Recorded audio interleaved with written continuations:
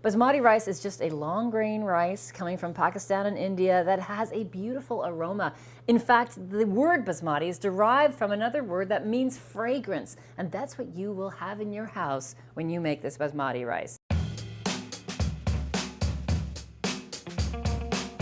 Finished rice should be fluffy and the grains separated. It shouldn't be soggy or sticky, and you can use this technique for any long grain rice. The first thing I'm going to do is rinse this rice several times until the water runs clear to wash off some of the starch off these grains. That's going to help it not be sticky later on. Now we're going to soak the rice. We're going to soak the rice in a lot of water, so just make sure it's covered by at least an inch, and we're going to let that sit for about 20 minutes. And if you have more time than that and it soaks for longer, that's completely fine. Drain off all the water, and now we're going to cook the rice. So into a saucepan. Now, because I soaked 2 cups of rice, I'm going to put the equivalent volume of water in the pan. So 2 cups of water for 2 cups of rice. Just swirl it around so the rice is evenly distributed. I'm going to add a little bit of butter, and I'm going to season it with some salt.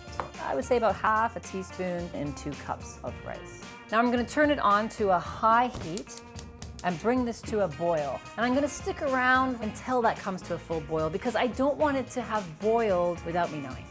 Now you've got that rolling boil, you're going to pop that lid on and turn that right down to simmer. Let it sit there for 10 minutes. It's going to cook. Do not lift the lid. That's the golden rule. 10 minutes later, looking through the lid, you'll see there's no more liquid left visible, and the rice looks kind of done. Let's give it a check. This is the first time you've been allowed to lift the lid. And then go in with a nice wooden spoon and fluff the rice up. It should look like this. It should have long grains of rice that are separate, not sticky, not soggy. It looks fantastic. But now we just need to let that rest. Letting it rest for just 5 minutes will help redistribute the moisture in there so we have evenly cooked rice. After it's rested, now it's time to make sure you taste it. Always taste your food before you give it to any guest. Beautifully fluffy, nicely separated grains, maybe a pinch more salt. And then it is nice, if you're feeling luxurious, to add a little more butter and toss the rice with that butter.